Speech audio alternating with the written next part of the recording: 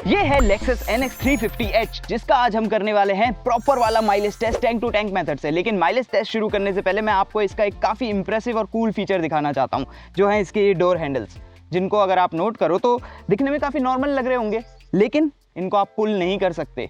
अगर पुल नहीं करोगे तो फिर डोर खोलेंगे कैसे? बड़ा ही सिंपल है। जैसे ही आप यहाँ हाथ डालोगे तो आप नोट करोगे कि यहाँ पे एक इलेक्ट्रिक रिलीज है, उसको आप प्रेस करोगे और डोर ओपन हो जाता है। नाइस। और देखिए यहाँ अंदर भी कुछ सिमिलर ही सेटअप है। तो ये बटन आप नोट कर रहे हो, इसको प्रेस करो और डोर ओपन हो जाता है। How convenient. और अब क्योंकि हम अंदर बैठ ही गए हैं तो फटाफट से चलते हैं इसके फ्यूल टैंक को फुल करवाने के लिए और अपना माइलेज टेस्ट करते हैं शुरू।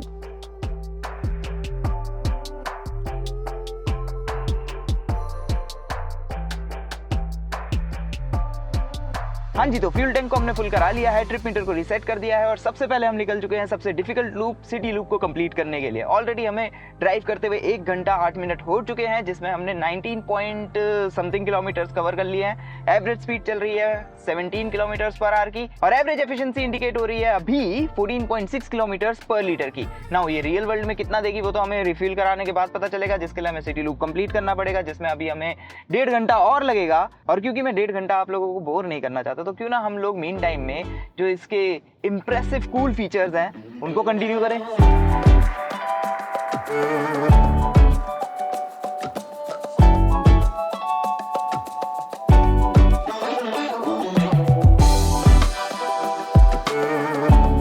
क्या आपको पता है कि Lexus NX का ये कैबिन टिजुना फिलॉसफी के ऊपर बनाया गया है, जिसका बेसिकली मतलब होता है कि जिस तरह से एक घुड़सवार अपने घोड़े से कनेक्टेड होता है ना, उसी फिलॉसफी को ध्यान में रखते हुए इस कैबिन को डिजाइन किया गया है। तो हर एक चीज ड्राइवर की तरफ ओरिएंटेड है, जैसे कि आप स्क्रीन की बात कर लो या फिर इस सेंटर कंसोल की बात कर लो। प्लस ये कैबिन काफी ज्यादा प्रीमियम भी है।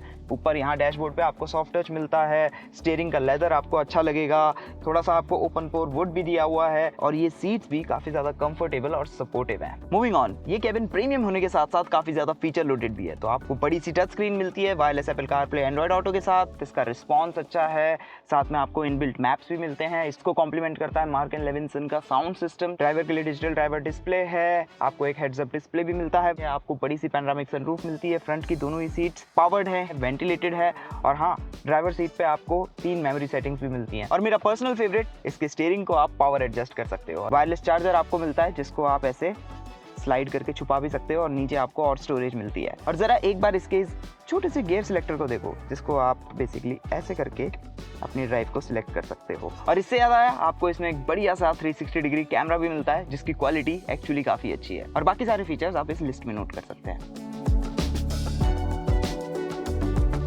नेक्स्ट, NX के कैबिन की नॉइज इंसुलेशन, ये भी आपको काफी अच्छी लगेगी। Thanks to the double glazed windows and windshield, ambient noise इतनी ज्यादा कैबिन के अंदर फिल्टर नहीं होती है। मूविंग ऑन, इसके स्टीयरिंग के कंट्रोल्स, तो अगर आप ध्यान दोगे तो यहाँ पे आपको किसी तरह का कोई मार्क नहीं दिखेगा कि ये कौन सा बटन क्या चीज कंट्रोल करता है।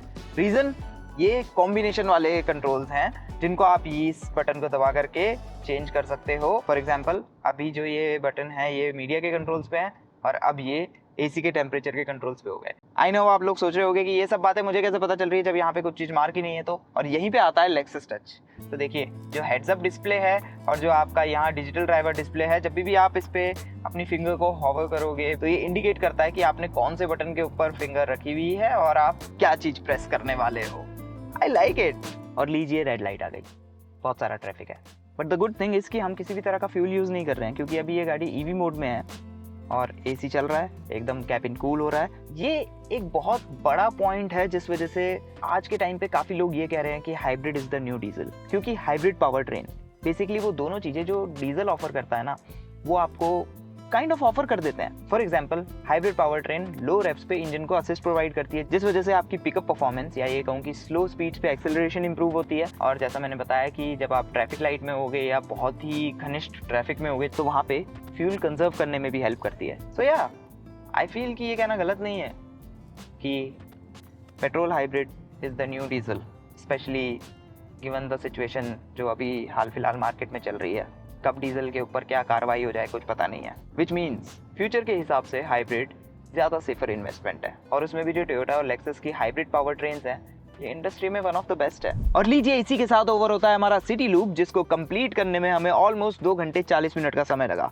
एवरेज स्पीड जो हमारी सिटी लूप की रही 20 किलोमीटर्स पर आवर की। और जैसा कि आप नोट कर सकते हो, गाड़ी एफिशिएंसी इंडिकेट कर रही है 16.3 किलोमीटर्स पर लीटर की, विच इज प्रीटी इंप्रेसिव। लेकिन जब हमने इसको रिफ्यूल करवाया तो हमें पता चला कि इसने हमें रियल वर्ल्ड में फ्यूल एफिशिएंसी दी है, डिलीवर की है 14.5 किलोमीटर्स पर लीटर की, जो कि इंडिकेटेड से लमसम 2 पॉइंट्स कम है। अच्छा, एक क्विक डिस्कशन इसके डिजाइन के ऊपर भी बनता है बॉस, क्योंकि ये दिखने में काफी ज्यादा यूनिक है। फ्रंट में आपको बड़ी सी लेक्सस की ग्रिल दिखती है, जो आपको याद दिलाती है कि ये एक प्रीमियम प्रोडक्ट है। एंगुलर हेडलैम्प्स हैं जो दिखने में अच्छे लगते हैं। टेस्टफुली डन यहाँ आपको व्हील आर्चेस के ऊपर, डोर्स के ऊपर बॉडी क्लैडिंग दिखेगी। पॉइंट टू नोट, क्योंकि ये ओवर ट्रेल वेरिएंट है, इसलिए इसमें आपको ये 18 इंच रिम्स दिखेंगे, जो कि ब्लैक आउट किए हुए हैं, दिखने में काफ़ी ज़्यादा अच्छे लगते हैं। साथ में आपको थिक टायर्स मिलते हैं। हाँ, हालांकि अगर आप ऊपर के वेरिएंट्स पे जाओगे तो आपको 20 इंच रिम्स का ऑप्शन भी मिलता है। And then coming to the rear profile, तो ये भी काफ़ी टेस्टफुली करी गई है और ये आपको कनेक्टेड टेल लैम्प सेटअप मिलता है, जो कि रात को दिखने में काफ़ी ज़्यादा अच्छा लगता है। हालांकि एक चीज़ जो शायद आपको इतनी खास इसके डिज़ाइन में अच्छी ना लगे, वो है ये फेक एयर वेंट्स। यहाँ भी है, फ्रंट में भी है, बट अगर हम इनको इग्नोर कर दे तो इसका जो डिज़ाइन है वो काफ़ी स्पोर्टी और डायनेमिक है। ओके, नाउ बूट स्पेस, तो इसमें आपको पावर टेलगेट मिलता है, जो कि काफ़ी क्विक है, और 520 लीटर्स की बूट मिलती है, मतलब plenty of space, nice and wide opening है। काफ़ी सारा सामान आप यहाँ पे लोड कर सकते हो अपनी वीकेंड ट्रिप के लिए। अब नीचे अगर मैं बात करूँ तो यहाँ आपको किसी तरह का कोई स्पेयर व्हील नहीं मिलता है, टायर मोबिलिटी किट मिलती है। हालांकि एक चीज़ अच्छी है, बूट के कवर को बेसिकली आप यहाँ फ्लोर के नीचे ही स्टोर कर सकते हो। Nice and convenient. और हाँ, जस्ट इन केस अगर आपके लिए 520 लीटर्स भी कम पड़ रहे हैं और आपको ज़्यादा सामान कैरी करना है, तो आप इन सेकेंड रो सीट्स को लिटा सकते हो, वो भी पावर्ड फंक्शन के साथ। तो ये बटन से आप इनको ऐसे फोल्ड कर सकते हो, आपको आगे जाने की ज़रूरत नहीं है। और जब आपका सामान वगैरह आपने अनलोड कर लिया है, उसके बाद आपको आगे जाके सीट्स को स्ट्रेट करने की ज़रूरत नहीं है, वो भी आप यहीं इन्हीं बटन से कर सकते हो। नाइस।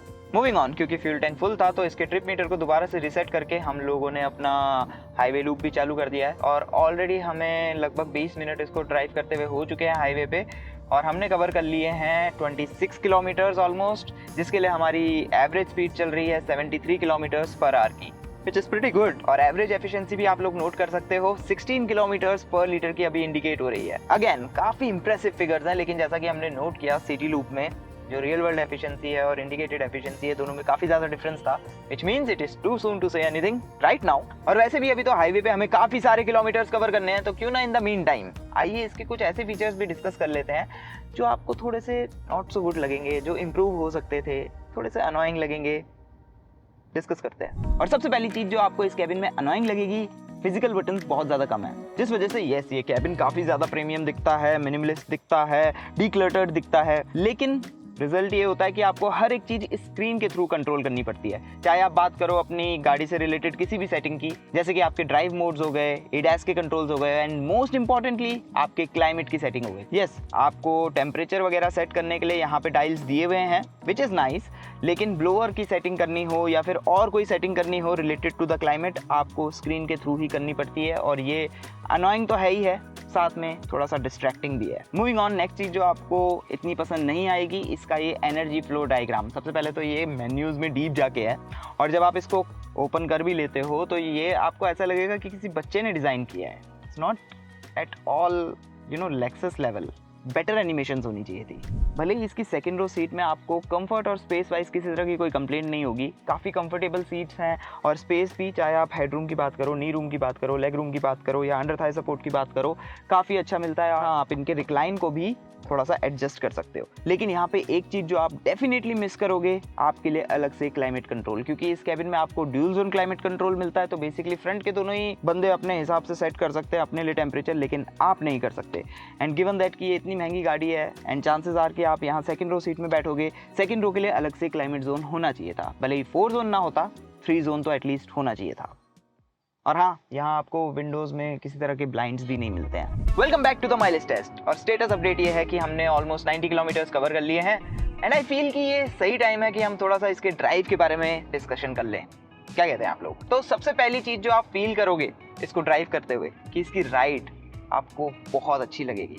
बहुत कंफर्टेबल राइड है इसकी। सस्पेंशन काफ़ी एब्जॉर्बेंट है, तो गड्ढे, रफ पैचेस, स्पीड ब्रेकर्स को काफ़ी अच्छे से मैनेज कर लेता है। और इस राइड कंफर्ट का पूरा क्रेडिट जाता है इसके अडेप्टिव सस्पेंशन को। और इस अडेप्टिव सस्पेंशन का एक फ़ायदा और है, जब भी आपको गाड़ी को थोड़ा सा फन वे में ड्राइव करने का मन हो ना, तो आपको बस इसका ड्राइव मोड चेंज करना है। इसको स्पोर्ट या स्पोर्ट प्लस मोड में डालिए, जिसमें थ्रॉटल थोड़ा सा ज़्यादा सेंसिटिव हो जाता है एंड मोस्ट इंपॉर्टेंटली इसका सस्पेंशन स्पोर्ट सेटिंग में चला जाता है, जिसका मतलब वो ज़्यादा फर्म हो जाता है। रिजल्ट आपको मिलते हैं बेटर डायनेमिक्स, तो आपको गाड़ी चलाने में मज़ा आता है। स्टीयरिंग से आपको काफ़ी अच्छा फीडबैक भी मिलता है और काफ़ी अच्छा कॉन्फिडेंस भी मिलता है। जब आप इसको सिटी में ड्राइव करते हो तो ये नाइस एंड लाइट रहता है, वहीं जब आप हाईवे पे आते हो तो वहाँ पे ये स्टीयरिंग आपको काफ़ी अच्छा वेट देता है। गाड़ी हाईवे पे काफ़ी प्लांटेड रहती है, सेटल्ड राइड क्वालिटी है इसकी, राइड कंफर्ट भी आपको हाईवे पे इसका अच्छा लगेगा। और अब बात आती है इसके पावर ट्रेन की, तो बॉनेट के अंदर आपको एक 2.5 litre 4 cylinder naturally aspirated petrol engine मिलता है। एटकिंसन साइकिल पे चलता है, जिसके साथ कपल्ड है हाइब्रिड सिस्टम, जो एक्चुअली काफ़ी ज़्यादा कॉम्प्लिकेटेड है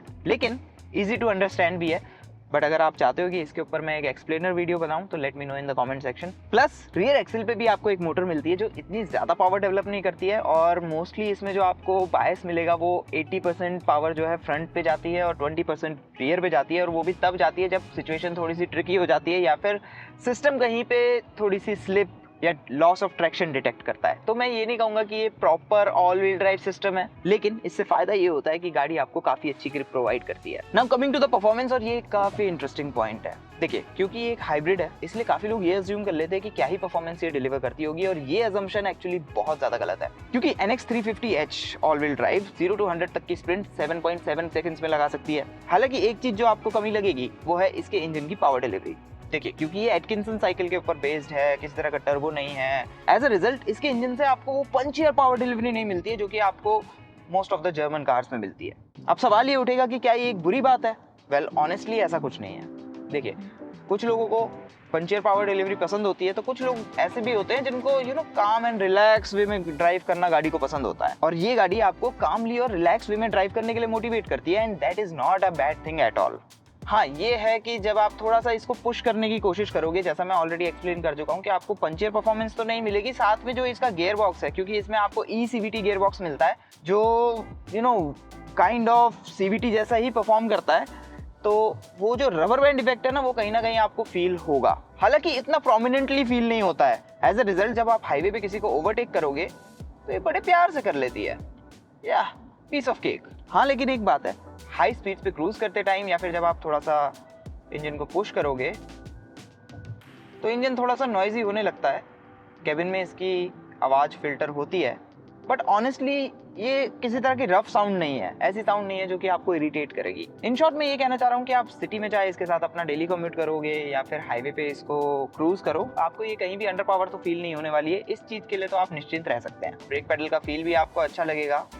आई वोंट से कि ये बिल्कुल नेचुरल है, थोड़ा सा इसमें आपको वो रीजन ब्रेकिंग वाली फील आएगी, हल्का बहुत इसमें ग्रेविनेस है, लेकिन क्योंकि टोयोटा और लेक्सस इतने समय से हाइब्रिड सिस्टम्स के ऊपर काम कर रहे हैं, वो ऑलमोस्ट इसको परफेक्ट कर चुके हैं। ओवरऑल अगर देखा जाए तो इस गाड़ी का जो ड्राइविंग एक्सपीरियंस है, जो कैरेक्टर है, वो काफ़ी ईजी और रिलैक्सिंग है, और साथ में इसमें आपको वो लेक्सस का प्रीमियम टच भी मिलता है।